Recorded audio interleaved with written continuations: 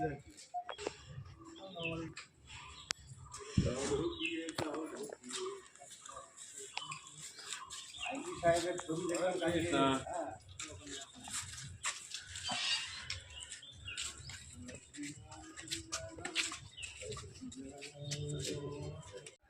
অনুষ্ঠান ছিল, মামা ভাত আমার ভাগ্নি।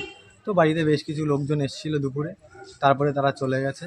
বাচ্চা কাচ্চা সন্ধ্যাবেলায় আমরা ছোট ছোট দুটো বক্স একটু একটু করে বাড়ির ঘরোয়া বক্স বাজিয়ে আমরা কালকে একটু বাচ্চা কাচ্চা নাচছিল, আমরা আনন্দ করছিলাম।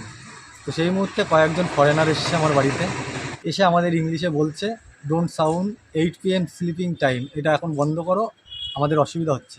তো আমি খালি জিজ্ঞাসা করেছি কেন বন্ধ করব, কেন? হ্যাঁ, আমাদের 9টা বাজে, আমাদের বাড়িতে সব আনন্দ করছে, হ্যাঁ কেন বন্ধ করবো? যে আমাদের বলার কোনো সুযোগ দেয়নি।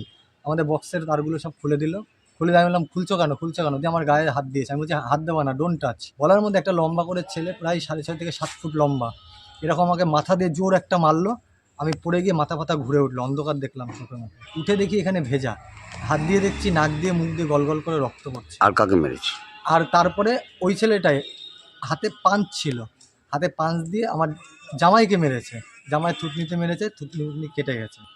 তারপরে আমার বাবাকে মেরেছে একটা ঘুষি, বাবাকে যেই মেরেছে, মারার পর বাবা নিচে পড়ে গেছে। আমাদের পাড়া প্রতিবেশী আমাদের বাঁচানোর জন্য আগিয়ে আসে, এসে ওদের সাথে একটু হাতাহাতি, ওদের সাথে কথা কাটাকাটি হয়। ওরা নৌকা 15-10টা নৌকা পার হয়ে ওরা পালিয়ে যায় সবাই। বেশ, ঠিক আছে, ওরা পালিয়ে যায়। রাতেই কমপ্লেন করেছিলেন হ্যাঁ হ্যাঁ, আপনি? আমরা রাতেই কমপ্লেন করতে এসেছি, লিখিত অভিযোগ করেছি স্যারের কাছে। অ্যারেস্ট হয়েছে? হ্যাঁ, তাদের মধ্যে দুজনকে তুলে নিয়ে এসছে। আপনার নাম? আমার নাম খোকন হালদার। আপনি কমপ্লেনার? হ্যাঁ, আমি কমপ্লেন করেছি।